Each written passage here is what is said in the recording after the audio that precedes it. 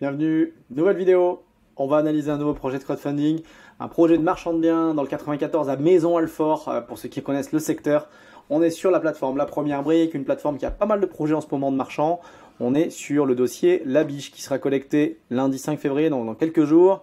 Montant 258 000, on est sur une opération de vente à la découpe d'un immeuble sur Maisons-Alfort, comme je vous l'ai dit, partiellement commercialisé.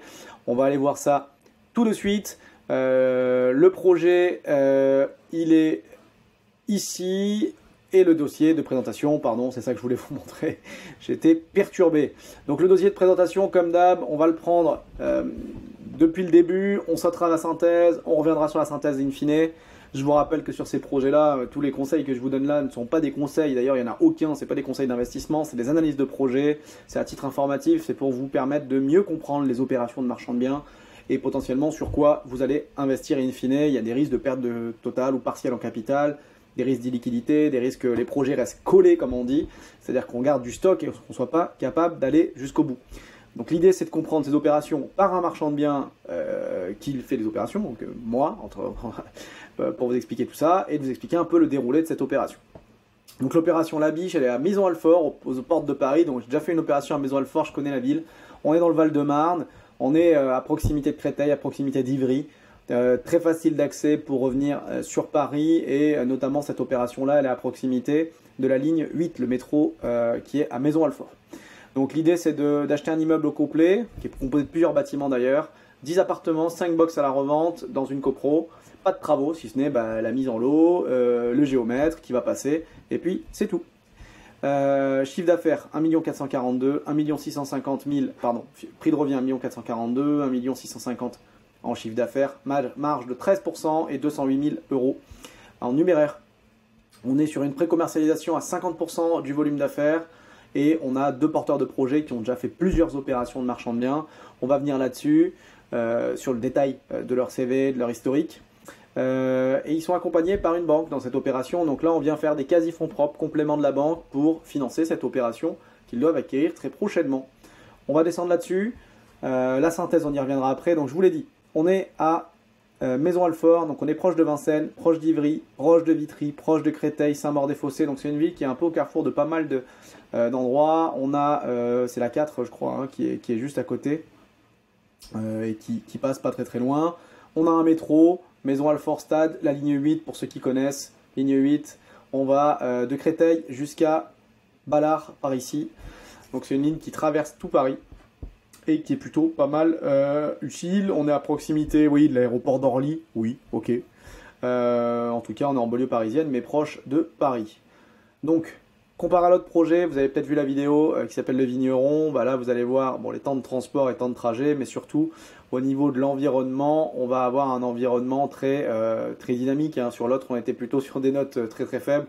Bah là, oui, à la Maison-Alfort, vous avez tout à proximité, que ce soit des restos, des commerces, de quoi aller, de se faire soigner, des terrains de sport, etc., etc. Donc il y a beaucoup plus d'éléments. Donc l'environnement du projet est globalement meilleur, on pourrait dire. Au niveau de l'emplacement, vous voyez ici, donc on est sur le petit point rouge, donc on est à proximité de l'Intermarché de Maisons-Alfort. Et surtout, pour moi, ça c'est le gros point positif, c'est du métro Maisons-Alfort Stade, ligne 8. Il y a une école maternelle, des pharmacies, oui, le centre aquatique. Ici, il y a un grand centre de formation de gendarmerie, une caserne de gendarmerie, si je ne dis pas de bêtises. Donc c'est une ville très sympa, Maisons-Alfort, très sympa. Une ville de première couronne, comme on les appelle. On est limite première, deuxième, mais plutôt de première couronne. Avec des prix qui sont vraiment moindres qu'à Paris, hein, complètement, mais qui sont quand même élevés. Parce que voilà, on peut retrouver des prix entre 4 000, donc 5 000 et peut-être 8 200 sur des maisons un petit peu de standing. Sachant que vous voyez pourquoi on a dans le centre de Maisons-Alfort des prix qui sont plus élevés. Je vous l'ai dit, on a des transports particuliers, notamment le métro. Et on a un cœur de ville qui est assez sympa, honnêtement. Donc, sur Maisons-Alfort, c'est principalement des appartements. L'âge prépondérant 25-39 ans, la tranche d'âge. Essentiellement, eh bien, on a des 3 pièces dans la ville et des surfaces entre 40 et 60 mètres carrés. Donc ça, c'est qu'est-ce qu'on retrouve globalement. Donc, au niveau du projet en lui-même, on est sur une parcelle cadastrale où on a plusieurs bâtiments. Ça a été montré là par les photos et les flèches. Donc vous avez le bâtiment A qui est le bâtiment principal, le bâtiment B qui est le bâtiment à côté. Là, on ne le voit pas sur cette photo, mais ici on le voit, bâtiment B. On a le bâtiment D à cet endroit-là, un bâtiment E qui est au niveau des box. Et le bâtiment C, alors j'ai un trou parce que j'ai déjà vu le dossier, mais on va le revoir ici. Donc le plan d'ensemble, pardon, bâtiment A, bâtiment B, bâtiment C. Alors ils ont changé de nom. Voilà. Celui-là c'est le C, c'est pas le D. Ça c'est le C. Petite coquille. Le C, le D, il est de l'autre côté. Hein, c'est les box. Et le E, c'est un petit bâtiment qui est encore à côté. On a les plans de géomètre. Avec ça, c'est des plans d'un EDD hein, pour information avec les différents lots qui sont mentionnés. Donc le lot 11, 12, 13, 14, 15, 16 sont des lots de cave. Le 22 est un lot de cave également. On est au sous-sol. On a ensuite des lots dans le bâtiment A et F au rez-de-chaussée. Donc on a, vous le voyez, sous promesse, le lot numéro 9, sous promesse, le lot numéro 10, le lot numéro 7, le lot numéro 11. Alors pour le coup, je trouve que c'est assez peu lisible, assez peu visible la présentation de cette façon-là. De savoir qu'est-ce qui est sous promesse ou pas. Je préfère le voir peut-être sur un tableau avec les différents étages par bâtiment, qu'est-ce qui est pris, qu'est-ce qui n'est pas pris. Parce que là, c'est assez difficile de se rendre compte de ce qui est, entre guillemets, réservé ou non. On a encore bâtiment A et B au premier étage, des logements. Vous voyez, donc le logement 3, le logement 23, c'est des lots. Et on voit qu'en gros, il y a un palier, un escalier commun aux deux bâtiments qui dessert les lots. On a ensuite un autre bien qui est sous promesse au deuxième étage, le lot 5. Au troisième étage, ensuite vous avez 2 lots par étage, plus un WC sur le palier. Ça c'est un point un peu négatif hein, pour le coup. Parce que je pense qu'on peut intégrer le WC à un des lots. Mais dans ce cas-là, ça veut dire que le lot numéro 4 n'aura pas son WC. Donc j'ai remarqué qu'il y avait ce point de WC sur le palier. Donc je pense qu'il aurait fallu essayer de trouver, ou il faudrait essayer de trouver une solution pour que les lots deuxième et troisième étage, même si, regardez, ils sont quand même sous promesse de vente hein, et sous offre d'achat, il en reste encore un. Peut-être que ce sera un problème ou une problématique où ils vont laisser installer des sanibroyeurs, je ne sais pas trop. Mais ça, c'est un petit détail qui peut avoir son importance pour info. On a des visuels des appartements, donc les lots sont certains de 45 mètres carrés en T3, c'est petit T3, hein, 45 mètres carrés. C'est en état correct, hein, un petit coup de propre, un coup de rénovation, rafraîchissement, on est plutôt sur du rafraîchissement que sur de la réno hein, derrière. Il vend dans l'état, donc ce sera un petit coup de propre, améliorer la déco, refaire une cuisine, une salle de bain. Là on a un deuxième lot de 46,4 mètres carrés. Le lot numéro 3, 22,37. Alors ça, je pense que c'était occupé ou c'est occupé potentiellement. Voilà, on a des photos. Bon, le bien n'a pas l'air d'avoir de problématiques majeures, en tout cas en termes de structure. Les appartements sont globalement dans leur jus, plus ou moins bien. Ceux-là, par exemple, moins bien. D'autres un petit peu en meilleur état. Là, on voit un autre visuel. Alors là, le lot numéro 7, pour le coup... Compte tenu de l'orientation, je pense qu'on est sur le bâtiment B, là, le lot numéro 7, si je ne dis pas de bêtises. On va essayer de le retrouver. Le lot numéro 7, on doit être sur celui-là. Est-ce que c'est le lot numéro 7? Je pense que c'est lui, rez-de-chaussée, qui est à cet endroit-là, avec une photo depuis ici. Bon, potentiellement c'est celui-là. On n'a pas plus d'infos que ça. Bon, en tout cas, on a des photos de pas mal d'appartements et de plein d'éléments du projet, donc ça me semble assez cohérent. On voit encore une fois des appartements plus ou moins en bon état, 20 mètres carrés, ok, assez encombré. Et là, on revoit le plan de cadastre. Donc nous, on l'avait dans l'autre sens. Donc vous avez le bâtiment A, le B, le C, le D et le E, si je dis pas de bêtises. Il y en a peut-être un derrière encore. Donc sur toute la parcelle cadastrale, on a le bilan. Allez, on va décortiquer ce bilan. On a une acquisition du foncier à 1 275 000 euros. Pour ceux qui posent la question, comment ça se fait que les frais de notaire sont bas, ben regardez la vidéo qu'on avait fait dans la Minute Marchand de Biens, pourquoi les frais de mutation sont réduits pour les marchands de biens. Vous aurez l'explication, donc c'est tout à fait normal. Ensuite, on a des frais de géomètre pour 5 400, un DTG à 2 500 et des frais d'éviction à 50 000. Idem, les frais d'éviction, pour vous expliquer, ce que je vous disais, les photos sont avec... des affaires à l'intérieur, donc on suppose qu'il y a des locataires. Et il est possible pour les marchands de biens de négocier et de faire une transaction avec ces locataires pour leur demander de partir. Donc on ne les met pas à la porte et on ne les jette pas dehors. C'est pas du tout comme ça que ça se passe. On va simplement leur demander s'ils veulent partir, essayer de trouver un arrangement et de faire un deal avec eux. Et globalement, il est budgétisé 50 000 € de frais d'éviction. Sachant que je me suis renseigné un petit peu plus avec les collègues de la Première Brique, merci Thomas pour les réponses d'ailleurs, il n'y a que 2 appartements finalement qui sont encore avec des locataires, les autres ont été vidés, les locataires sont partis d'eux-mêmes et ils n'étaient pas tous loués, donc on n'a plus que 2 logements qui sont vides.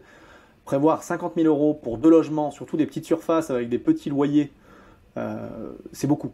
Donc je pense que là ils ont été assez pessimistes sur l'opération en disant on va mettre 50 000, mais je pense que c'était le budget initial, parce que je vous disais avant, pour avoir que 2 logements avec des locataires, ça voudrait dire qu'on donnerait 25 000 € d'indemnité à chacun des locataires, ça me semble beaucoup. Mais bon, au pire, le bilan il est un peu déprécié, on l'améliorera grâce à une indemnité d'éviction moins importante. Ils ont déjà travaillé sur la commercialisation, parce qu'ils ont mis 1, 2, 3, 4, 5, 6 appartements sous promesse, un sur lequel ils sont sous offre. C'est quoi la différence entre les offres et les promesses? L'offre d'achat, vous contractualisez avec un client acquéreur, ils ne sont pas encore passés chez le notaire pour signer la promesse de vente. Donc ça ne devrait pas tarder, certainement courant du mois. Et ensuite, il leur restera 1, 2, 3, 4 appartements à vendre. Un 21 mètres carrés, un 20,3 et 2 appartements de 45 et 46 mètres carrés. Alors, c'est là aussi où on a la commercialisation en volume, la commercialisation en chiffre d'affaires. Donc en volume, ils en ont commercialisé 1, 2, 3, 4, 5, 6, 7. 7 sur les 12, si je ne dis pas de bêtises. Mais en volume d'affaires, ils en ont commercialisé que 51%. Pourquoi? Parce qu'il leur reste des gros appartements en fait à vendre. Et donc c'est dommage, c'est vrai que j'aurais bien aimé qu'ils aient pu vendre leurs 46 mètres carrés, leurs 45 mètres carrés à la T3. Parce qu'en fait, ça aurait vraiment boosté la commercialisation en termes de pourcentage et sécurisé la vente. L'autre point, c'est que les promesses d'achat, certaines, on va y revenir après, sont sous conditions suspensives de crédit. Donc, il peut y avoir encore des ratés, il peut y avoir des personnes qui sortent des actes, qui n'ont pas leur crédit, etc.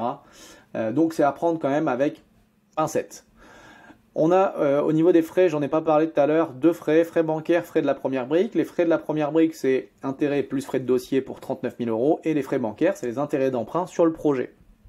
Donc ils se financent en grande partie avec la banque historique, avec qui ils ont déjà travaillé. Et les fonds propres sont amenés, c'est ce qu'on appelle les quasi-fonds propres, par la Première Brique, vous, investisseurs, si vous y allez, et les opérateurs eux-mêmes du projet. Donc le bilan, il fait ressortir une marge avant impôt de 208 142, donc en numéraire, on a une belle marge. En revanche, en pourcentage, on est plutôt bas, 13%, sachant qu'ils ont calculé sur 6 mois les intérêts. Alors, est-ce que c'est possible d'envisager 6 mois? Ben oui, parce que globalement, on va pouvoir vendre une bonne partie des appartements. Si on fait la somme, admettons qu'ils vendent tout.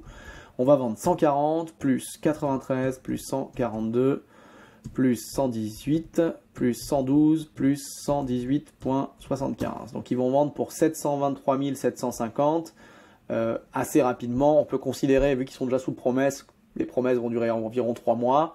Elles ont peut-être déjà duré un certain temps. Ça va peut-être durer encore 3 mois. Et si ça pète, certaines vont péter et vont peut-être repartir en commercialisation. Sur 6 mois, d'envisager de vendre les 723, ça ne me semble pas déconnant du tout. Est-ce qu'ils vont pouvoir vendre en plus le 119 sur 6 mois? Oui, je pense que ça c'est envisageable. Et potentiellement, ce qui serait le top, c'est un des 2 gros appartes.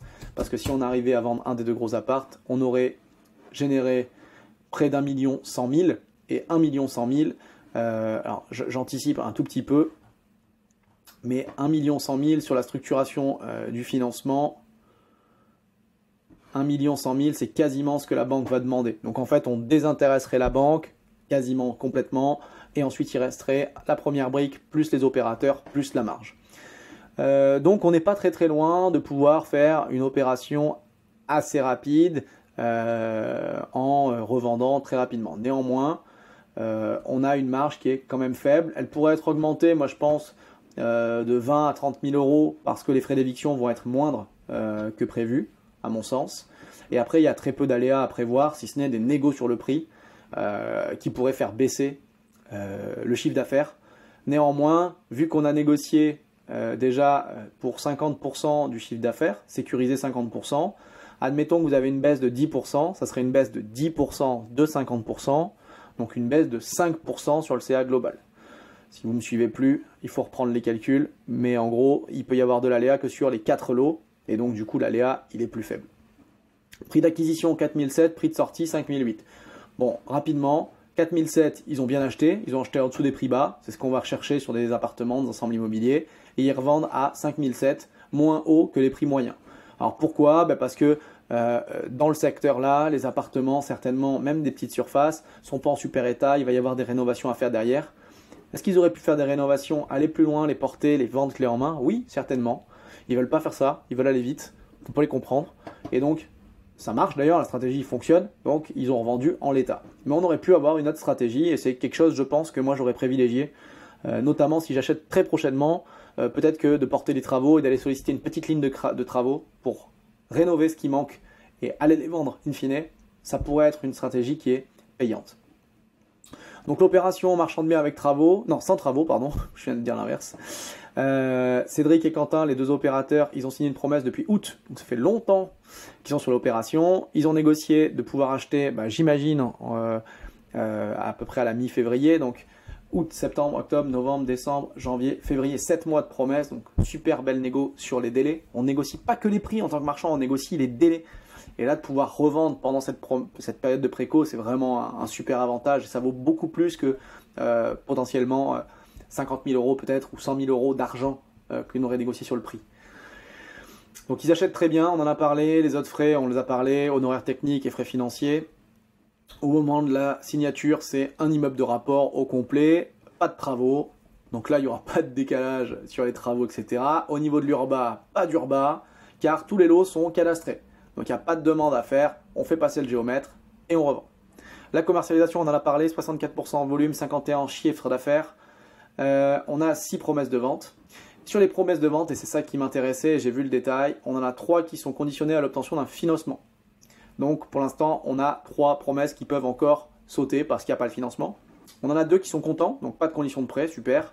Et une qui a un accord de financement. Donc peut-être que dans le tableau, ça aurait été sympa d'avoir qu'est-ce qui est sous promesse et sûr, qu'est-ce qui est encore avec condition et qu'est-ce qui est loué. Donc ça, c'est les infos qui me manquent un petit peu pour pouvoir être plus clair.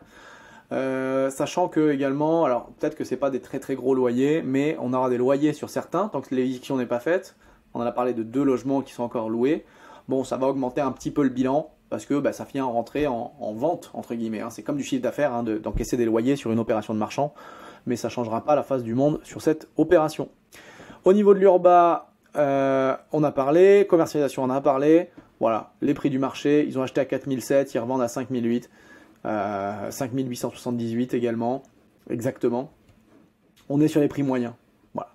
Sachant que on est sur plutôt des petites surfaces, c'est ce qui leur a permis de vendre assez rapidement les petites surfaces. D'ailleurs, j'ai pas fait le delta pour voir si les grands appartements étaient vendus aussi au même prix.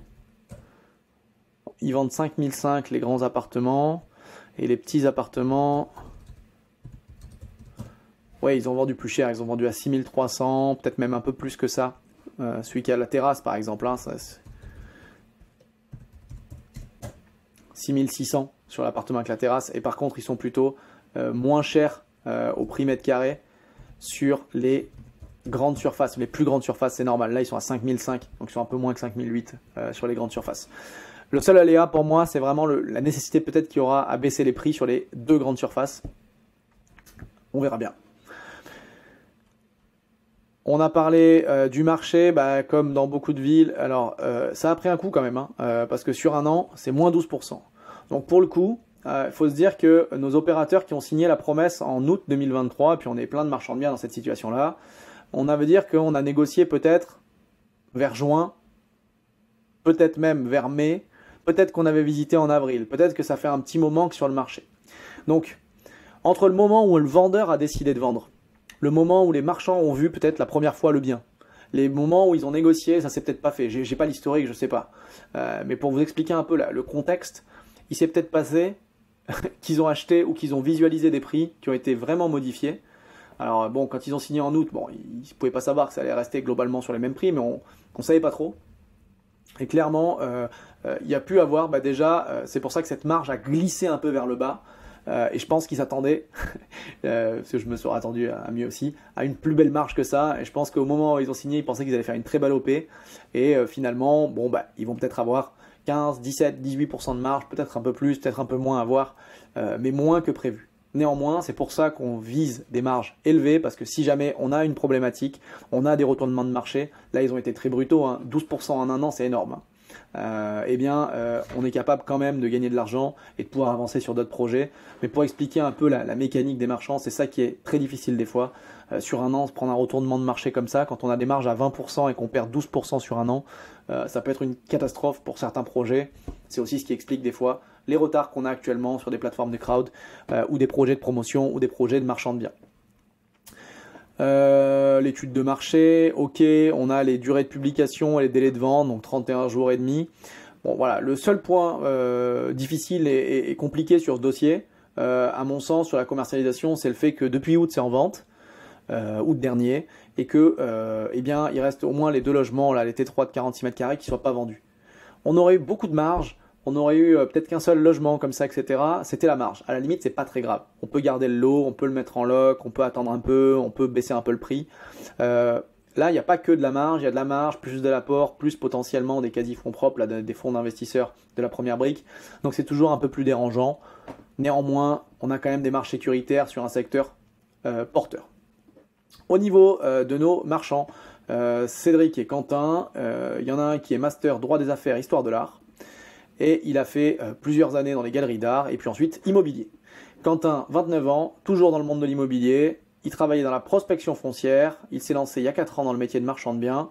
Plusieurs OP à titre perso et pro en banlieue parisienne. Ils se sont associés en 2023. Ils ont créé une boîte de marchands. Maintenant, ils font des opérations ensemble, ces 2 opérateurs. Donc top. Donc on a une société qui s'appelle Eupori. Elle est tenue par Cédric. Donc cette société, c'est la holding de ce monsieur, et c'est sur celle-là qu'ils vont lever l'emprunt obligataire. La société qui réalisera l'opération, c'est la société COQC, donc c'est leurs initiales.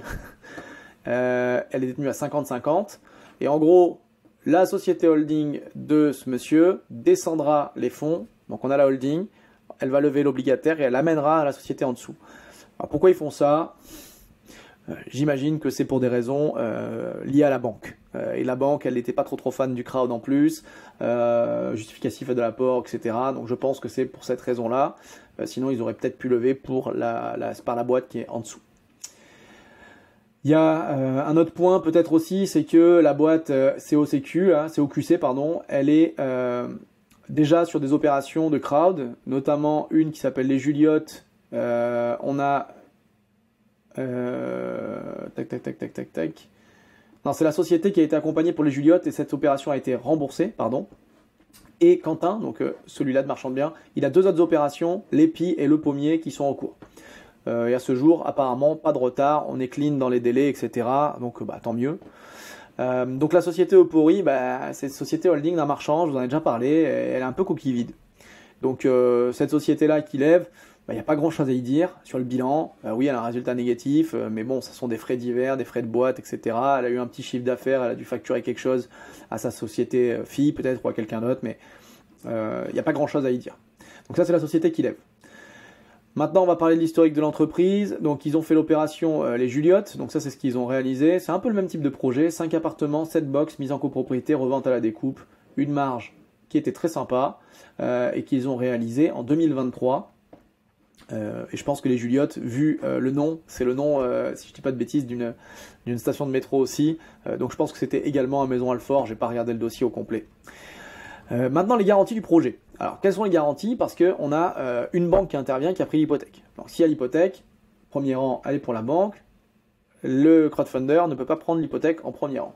Donc, on a une caution perso des deux, chacun des opérateurs.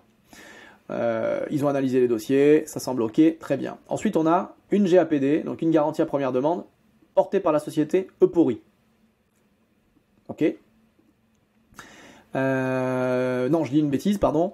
Et justement, c'est ça qui était un peu confusant. C'est que la garantie est prise sur QC Conseil. Et QC Conseil, c'est la société de Quentin Cassier, et c'est pas la société qui va porter l'emprunt. Donc ils ont déporté la garantie à première demande. D'ailleurs, c'est pour ça que ici, je pense qu'ils se sont trompés et qu'ils voulaient mettre l'autre société, c'est-à-dire la société de Quentin Cassier, QC Conseil. Donc c'est QC Conseil qui va porter, c'est pour ça qu'on a le bilan de QC Conseil. C'est une URL de l'opérateur, un des deux opérateurs qui va porter cet emprunt-là. Globalement, c'est une boîte de marchand qui a du stock, qui fait du chiffre d'affaires, qui a un petit résultat et qui a des charges d'exploitation importantes, un chiffre d'affaires important. C'est typique hein, des opérations de marchand. Je pense que c'est sa boîte de marchand sur laquelle il a fait des opérations et il a, en fait, on le voit, une dette financière forcément qui est assez importante, mais de la marge. Donc en gros, son stock, il est là, 2 470 000 et des crédits et des comptes courants d'associés pour cette somme-là. Donc si vous faites le delta, ça va être la marge qui va se générer. 2 470, 887, moins les 1, 8, 4, 6, 100, moins 297, 694. Voilà, ça c'est la marge qui va a priori générer sur ces opérations quand il les aura soldées. En gros, il a acheté des actifs, donc ces actifs sont mis en stock. Ensuite, il a des capitaux propres qui sont un capital social, des réserves qu'il avait potentiellement mises, un résultat de l'exercice d'avant et un compte courant d'associé. Donc il a mis près de 300 000 euros de compte courant d'associé et des dettes financières, dettes de banque, dettes de crowdfunding. Et donc ces dettes laissent 327 000 euros potentiellement de résultats pour 2023. Alors, ils n'ont pas le résultat de 2023 encore, les bilans ne sont pas tous sortis. On va les avoir d'ici un mois ou deux. Mais voilà un peu l'explication et voilà les éléments de la société. Sur les années d'avant, il a fait un résultat d'exploitation de 57 000 encore. Donc, il n'y a pas trop de variations. Il a fait une grosse augmentation du chiffre d'affaires, mais qui ne s'est pas traduit par une augmentation du résultat d'exploitation, ce qui veut dire que ses marges se sont un petit peu écrasées. Et qu'il n'a pas augmenté ses marges, au contraire, parce qu'il a fait un plus gros volume, il aurait dû faire, s'il avait des marges similaires, des marges en pourcentage similaires, un résultat plus important. À moins qu'il soit rémunéré différemment, etc. Mais globalement, normalement, ça veut dire ça. Donc voilà, donc la société qui se met garante, bon, elle a un peu de fonds, elle a des opérations par contre en stock, donc c'est pas une garantie qui est incroyable. Néanmoins, on a une marge sur le projet qui est quand même de 13% et qui est pessimiste, parce que je vous dis, on va certainement l'augmenter parce qu'il n'y a pas les frais d'éviction. Elle sera quand même basse, mais elle est préco, elle est sur 6 mois, donc je me dis qu'il y a moyen d'avancer. Il y aurait eu encore 10 projets de plus, j'aurais dit c'est compliqué.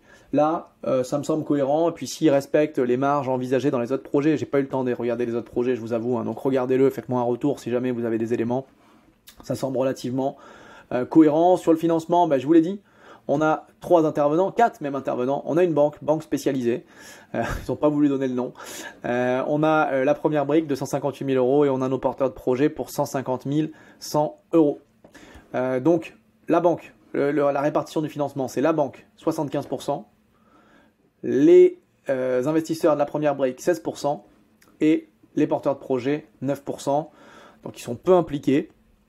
Enfin, peu. Ils sont impliqués quand même, 150 000 euros, il faut les avoir. Donc, ils ont mis 75 chacun, globalement. Je dis une bêtise, oui, c'est ça, 75 chacun. Et ils sont à 9% d'apport. Eh bien, ça veut dire qu'ils sont quand même investis dans plusieurs autres projets. Et je les comprends, parce que j'aurais fait la même chose. On essaye de limiter notre impact dans chaque projet pour pouvoir démultiplier le nombre de projets. Il faut simplement être capable de gérer et de suivre ces opérations et qu'elles ne partent pas, entre guillemets, en vrille. Donc, on lève l'argent dans la société Eupori. La société QC Conseil et Eupori sont actionnaires de Koch et Eupori amène les fonds à Koch. Koch va porter l'opération et la banque vient également compléter le financement. Vous savez globalement tout sur l'opération. La promesse de vente, on en a parlé depuis août. Commercialisation à l'automne. Février, levée de fonds, achat du foncier. En août, ils revendent les lots. Moi, je pense qu'ils vont pouvoir revendre les lots avant. Parce que ça veut dire que s'ils achètent courant février, mars, avril, mai, je pense qu'en mai ou en juin, ils vont commencer à revendre des lots. Peut-être même un peu avant. Et avril 2025 pour le remboursement maximal du projet. Donc, moi, je trouve que c'est relativement cohérent comme projet. On va aller voir les synthèses qui sont tout là-haut sur les plaquettes, la première brique. Et on va discuter de tout ça. Donc, la pré-commercialisation de 51% du chiffre d'affaires. Ok. Néanmoins, elle n'est pas complètement actable. C'est-à-dire qu'il y a encore des conditions suspensives. Et donc, je pense qu'il aurait été plus juste d'indiquer le véritable... Enfin, 51, oui, mais en plus, quel est le vrai montant actable? C'est un point fort, mais on aurait pu avoir plus. Donc, à discuter. L'expérience des porteurs de projet, je pense qu'effectivement, leur expérience cumulée, leur connaissance du secteur, leurs autres opérations en cours, ils ont déjà fait ce genre de choses. Ça, c'est un point fort, c'est clair et net. Opération simple sans travaux, oui. Effectivement, les lots sont déjà créés, ils font une découpe, le géomètre est passé. En gros, il faut être bon sur la commercialisation, il faut qu'ils s'arrachent sur la commercialisation. Il n'y a pas de secret là-dessus. La localisation de l'actif, je suis d'accord. Maison Alfort, bon secteur, on est vraiment dans un bon emplacement là pour cet immeuble-là. Les box sont vendus, les logements sont vendus. Je pense qu'un petit coup de propreté, de rafraîchissement aurait aidé à la commercialisation. Au niveau des points faibles, on a une marge qui est faible, effectivement, parce qu'on est à 13%. Je pense qu'ils vont pouvoir l'améliorer, comme je vous l'ai dit, parce qu'en fait, là, ils n'auront pas 50 000 € d'indemnité d'éviction. Je pense qu'ils vont pouvoir assez vite rembourser le crédit et puis potentiellement une partie des investisseurs à la première brique, et donc ça va pouvoir augmenter un petit peu encore la marge. Mais c'est vrai que la marge n'est pas très importante. On pourrait ajouter en point faible une faible implication des opérateurs ou la dilution sur plusieurs opérations. Ce n'est pas forcément un point faible, mais c'est un point à prendre en compte. Voilà, globalement, je n'ai pas grand chose à dire de plus, si ce n'est que les points forts aussi, ils ne sont pas allés chercher des prix trop hauts. Aller chercher du 6003, 6004 sur des petites surfaces, c'est pas déconnant à Maison Alfort. Par contre, peut-être qu'ils devront avoir une baisse de prix sur les deux grands appartements, et donc ça peut faire un petit aléa à la baisse.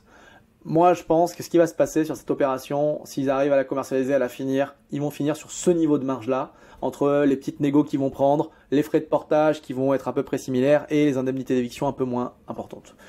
Donc pour moi, c'est plutôt un projet qui est cohérent. Je vais donner plutôt un avis favorable.